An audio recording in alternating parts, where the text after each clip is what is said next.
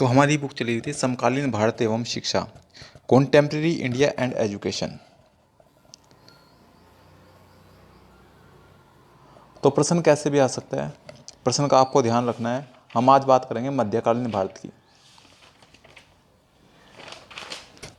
मध्यकालीन भारत में शिक्षा की व्यवस्था की बात करेंगे। मध्यकालीन भारत में शिक्षा की व्यवस्था का वर्णन कीजिए। मुस्लिम काल या मध्यकालीन भारत में स्त्री शिक्षा की क्या स्थिति थी।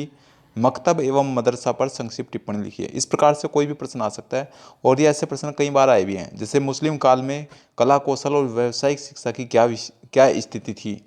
मध्यकालीन भारत में शिक्षा के संगठन का संक्षिप्त विवरण दीजिए, या मध्यकालीन भारत में शिक्षा की व्यवस्था का वर्णन कीजिए। तो इस प्रकार से कोई भी प्रश्न आ सकता है। तो देखो कई बार ये प्रश्न आए हैं। तो सबसे पहले हम बात करेंगे मध्यकालीन भारत। मध्यकालीन भारत में शिक्षा की व्यवस्था यानी कि education system in medieval India. तो मध्यकाल में भारत में मुख्य रूप से मुसलमान शासकों का शासन था। सबसे पहले एक बात बता दूं कि अगर आप इसको सही से सुनना चाहते हो तो इसको 1.5x पर आप इसको सुन सकते हो। जल्दी से इस वीडियो को कवर करने के लिए 1.5x पर सुन ले। तो मध्यकाल में भारत में मुख्य रूप से मुसलमान शासकों का शासन था, इसलिए उस काल की शिक्षा प्रणाली मुख्य रूप से मुस्लिम शिक्षा से प्रभावित थी। मध्यकालीन शिक्षा की व्यवस्था के अंतर्गत मुस्लिम शिक्षा प्रणाली के दो मुख्य रूप, जिसमें प्रारंभिक शिक्षा और उच्च शिक्षा, जिसमें प्रारंभिक और उच्च शिक्षा थी। और उस समय केंद्रीय और प्रांतीय स्तर पर शिक्षा नहीं दी जाती थी, यानी कि केंद्रीय स्तर पर और सेंट्रल लेवल पर और प्रांतीय स्तर पर शिक्षा नहीं दी जाती थी। बात करते हैं प्रारंभिक शिक्षा की या मकतब की। तो उस समय प्रारंभिक शिक्षा मकतबों में दी जाती थी।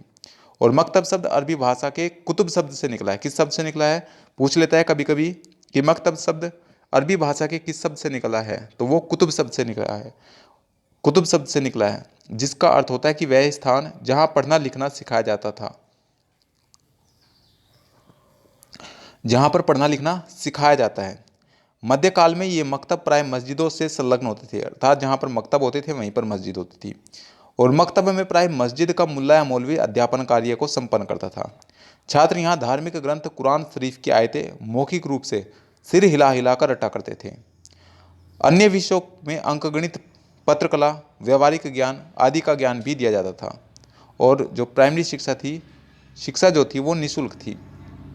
डॉक्टर एफ ए के ई के शब्दों में कुछ अपवादों के अलावा मुस्लिम शिक्षा जनता के उन अल्पसंख्यकों के लिए थी जो मुस्लिम धर्म को अंगीकार कर लेते थे। बात करते हैं मुस्लिम कालीन शिक्षा में प्रवेश कैसे होता था। तो प्रवेश मुस्लिम युग में बिस्मिल्लाह खानी की रस्म के बाद बालक अपनी शिक्षा आरंभ करता था। और यह रस्म उस समय होती थी जब बालक 4 वर्ष 4 माह 4 दिन का होता था। 4 वर्ष 4 माह और 4 दिन का होता था। मौलवी कुरान शरीफ की आयतें पढ़ते थे और बालक से उनका दोहराव कराते थे। यदि बालक उनका दोहराव करने में असमर्थ होता था तो उसके द्वारा केवल बिस्मिल्लाह कहा जाना ही पर्याप्त समझा जाता था। अगर बच्चे ने बिस्मिल्लाह खां बोल दिया ना तो भी पर्याप्त है, बिस्मिल्लाह। डॉक्टर एफ ई के ई के अनुसार सभी मुसलमान बालकों से प्राथमिक शिक्षा ग्रहण करने की आशा की जाती थी, जिससे वे अपने प्रतिदिन के धार्मिक कार्यों से संबंधित कुरान की आयतों का स्मरण कर लें। किंतु इस बात को निश्चित रूप से नहीं कहा जा सकता है कि सभी बालक इस शिक्षा को प्राप्त करते थे। बात करते हैं पाठ्यक्रम। तो मकतब का पाठ्यक्रम में विभिन्न स्थानों में विभिन्न था, यानी कि हर जैसे मकतब थे उसी हिसाब से वो अपना पाठ्यक्रम अपने हिसाब से निर्धारित करते थे। साधारणतः बालक को पढ़ने लिखने और साधारण अंकगणित की शिक्षा दी जाती थी। उनको सबसे पहले वर्णमाला के अक्षरों का ज्ञान कराया जाता था और उसके पश्चात में कुरान की कुछ आयतें कंठस्थ करा दी जाती थी। बालक के लिए उनका अर्थ समझना आवश्यक नहीं होता था, उनका शुद्ध उच्चारण करना अनिवार्य था। मतलब बच्चे ने शुद्ध उच्चारण करना बच्चे के लिए जरूरी था। उसमें क्या उसका मीनिंग है, क्या अर्थ है, ये आवश्यक नहीं था। उसके पश्चात में बालक को लिखना सिखाया जाता था और बाद में व्याकरण और फारसी भाषा की शिक्षा दी जाती थी। शिक्षा के अंतर्गत सुंदर लेख, पत्र लेखन और आजीवन सुंदर लेखन एवं अर्जीनवासी का प्रमुख स्थान, इसको प्रमुख स्थान दिया गया था अर्जीनवासी को। बात करते हैं शिक्षण विधि की। तो मकतबों में शिक्षण की विधि मौखिक और प्रत्यक्ष विधि थी। बालक को शुद्ध उच्चारण का ज्ञान हो जाने के बाद में उसे कलमा और कुरान की कुछ आयतें कंठस्थ करनी पड़ती थी, और कक्षा में सब बालक उच्च स्वर में एक साथ बोलकर पहाड़े रटते थे। मौलवी साहब नया पाठ तभी पढ़ाते थे जब बालकों को पिछला पाठ कंठस्थ हो जाता था, और इस प्रकार से कंठस्थ करना शिक्षण विधि का मुख्य तत्व था। बात करते हैं उच्च शिक्षा या मदरसे की। उच्च शिक्षा या मदरसा, तो उच्च शिक्षा की संस्थाएं मदरसा थी, यानी कि मदरसों में उच्च शिक्षा दी जाती थी। बालक अपनी प्रारंभिक या प्राथमिक शिक्षा समाप्त करने के पश्चात में उच्च शिक्षा ग्रहण करने के लिए मदरसों में प्रवेश करता था, और उसे प्रवेश के समय कोई संस्कार संपन्न नहीं करना पड़ता था। ऐसा नहीं है कि उसको मदरसे में जब वो प्रवेश करेगा तो उसको कुछ और संस्कार कराए जाएंगे।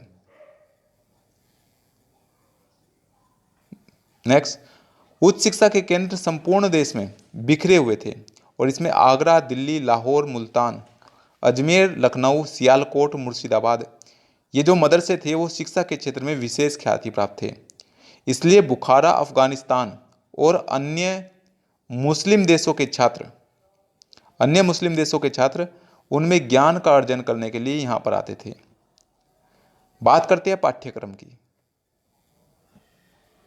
तो 10-12 वर्ष की अवधि की उच्च शिक्षा का पाठ्यक्रम बहुत विस्तृत था, मतलब कम से कम 10-12 साल तक की उनको उच्च शिक्षा करनी होती थी। तो निम्नलिखित 2 भागों में विभाजित उनका पाठ्यक्रम था। पहला था धार्मिक शिक्षा। तो धार्मिक शिक्षा की बात करते हैं, तो धार्मिक शिक्षा के अंतर्गत छात्र को कुरान की आयतें कंठस्थ करनी पड़ती थी, और उसका सूक्ष्म और आलोचनात्मक अध्ययन करना पड़ता था। इसके अलावा उसे सूफी सिद्धांतों, इस्लामी इतिहास, कानून, सिद्धांतों और परंपराओं का भी अध्ययन करना पड़ता था। दूसरा था लौकिक शिक्षा। तो लौकिक शिक्षा के अंतर्गत छात्र को निम्नांकित विषयों की शिक्षा दी जाती थी, जिसमें अरबी और फारसी भाषाओं का साहित्य, व्याकरण और कृषि, गणित, भूगोल, कानून, ज्योतिष, अर्थशास्त्र, नीति शास्त्र, यूनानी चिकित्सा, इन सब की शिक्षा दी जाती थी। बात करते हैं शिक्षण विधि की। तो मदरसे में शिक्षण विधि मौखिक थी, और छात्रों को शिक्षा देने के लिए अध्यापक भाषण विधि का प्रयोग करते थे। कक्षा नायक पद्धति, मॉनिटरियल सिस्टम का पर्याप्त प्रचलन था। धर्म, दर्शन, तर्कशास्त्र और राजनीति शास्त्र के शिक्षण में तर्क विधि का मुख्य स्थान था। संगीत, हस्तकला, चित्रकला और चिकित्सा शास्त्र आदि विषयों की शिक्षा में व्यवहारिक कार्य की समुचित व्यवस्था थी।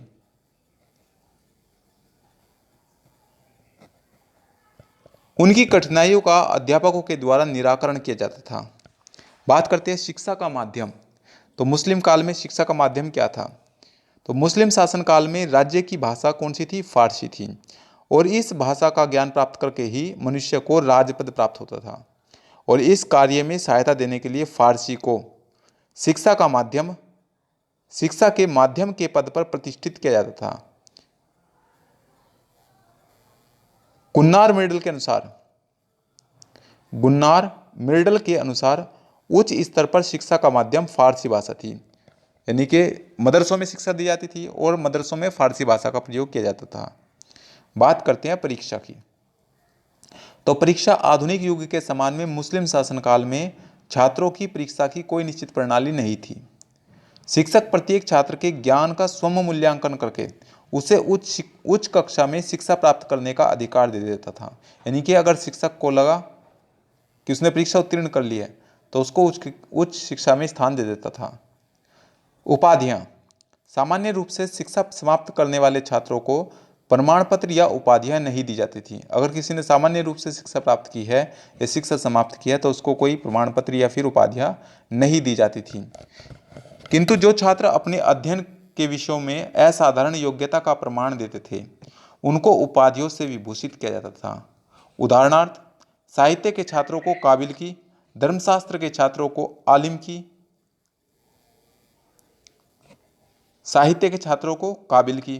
धर्मशास्त्र के छात्रों को आलिम की और तर्कशास्त्र एवं दर्शन शास्त्र के छात्रों को तर्कशास्त्र एवं दर्शन शास्त्र के छात्रों को फाजिल की उपाधि से अलंकृत किया जाता था। उस समय की स्त्री शिक्षा यानी कि मध्यकालीन भारत में स्त्री शिक्षा, तो मालवा के शासक गयासुद्दीन तुगलक ने सन 1469 से 1500 तक शासन किया और सारंगपुर में सभी वर्गों की बालिकाओं के लिए एक मदरसे की स्थापना की। इसमें लिखा है कि सभी वर्गों की बालिकाओं के लिए, कहाँ पर? सारंगपुर में। तो सारंगपुर में सभी वर्ग की बालिकाओं के लिए एक मदरसे की स्थापना की और फरिश्ता के अनुसार, फरिश्ता मुस्लिम लड़की होगी, तो इसके अनुसार इस मदरसे में बालिकाओं को नृत्य, संगीत, सिलाई, बुनाई, बढ़ईगिरी, सुनारगिरी, लुहारगिरी, जूते बनाने, मखमल बनाने, युद्ध कला, रणक्षेत्र कला आदि की शिक्षा दी जाती थी। उनकी शिक्षा का भार उनके अभिभावकों को वहन करना पड़ता था। अतः केवल धन संपन्न व्यक्ति ही अपनी बालिकाओं को इस मदरसे में अध्ययन के लिए भेज पाते थे। पर्दा प्रथा के कारण केवल छोटी आयु की बालिकाएं ही मक्तबों में जाकर बालकों के साथ में विद्या ग्रहण करती थी, पर उन्हें भी कुछ समय के बाद ही पढ़ाई का कार्य स्थगित कर देना पड़ता था, अर्थात पढ़ाई को छोड़ देना पड़ता था। उनको उच्च शिक्षा की सुविधाएं उपलब्ध नहीं होती थी। राजघरानों और कुलीन परिवारों की बालिकाओं और स्त्रियों को उनके निवास स्थान पर ही व्यक्तिगत रूप से शिक्षा दी जाती थी।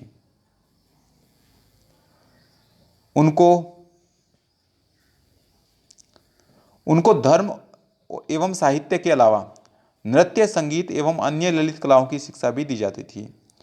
डॉक्टर एफईके के अनुसार मुसलमान स्त्रियों के विशाल सामान्य समूह को पारिवारिक कर्तव्य को करने के लिए घरेलू प्रशिक्षण के अलावा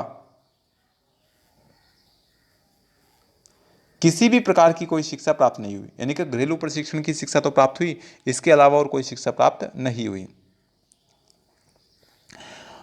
मध्यम वर्ग की बालिकाओं को शिक्षा के अधिक अवसर प्राप्त थे। जो मध्यम वर्ग की बालिकाएं थी उनको शिक्षा के अधिक अवसर प्राप्त थे और वे विद्या अध्ययन के लिए सामान्य मक्तबों में न जाकर के, जो सामान्य मक्तब बने हुए थे उनमें विद्या को ग्रहण करने के लिए न जाकर के व्यक्तिगत रूप से स्त्रियों के द्वारा अपने घरों पर चलाए जाने वाले मक्तबों में जाकर, जो स्त्रियों के द्वारा अपने घरों पर जो मक्तब चलाए जाते थे उनमें जाकर के विभिन्न विषयों का ज्ञान प्राप्त कर लेती थी।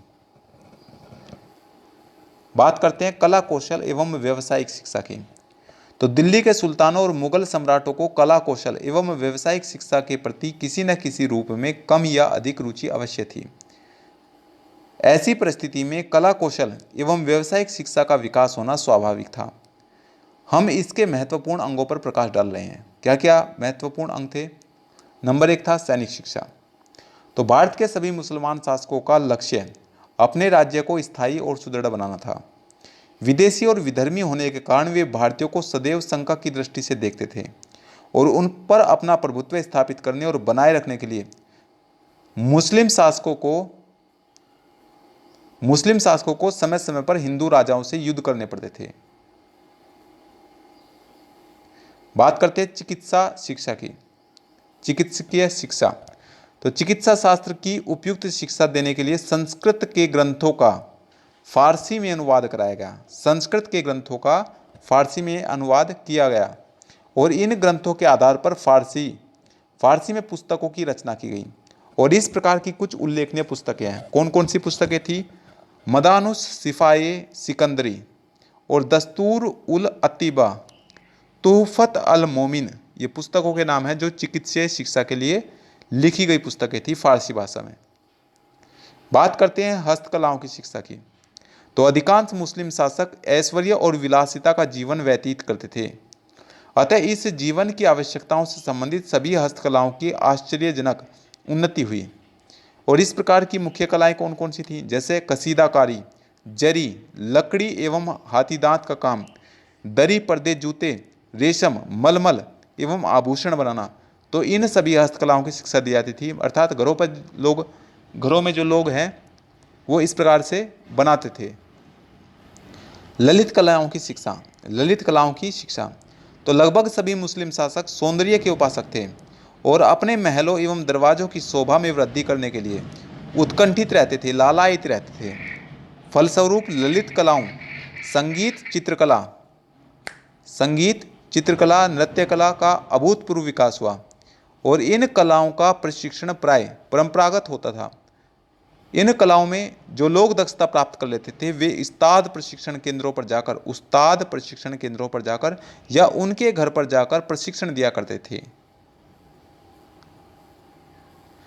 Thank you for watching. Please like, comment, share and subscribe. जिनको जरूरत है उन तक इस वीडियो को पहुंचाएं।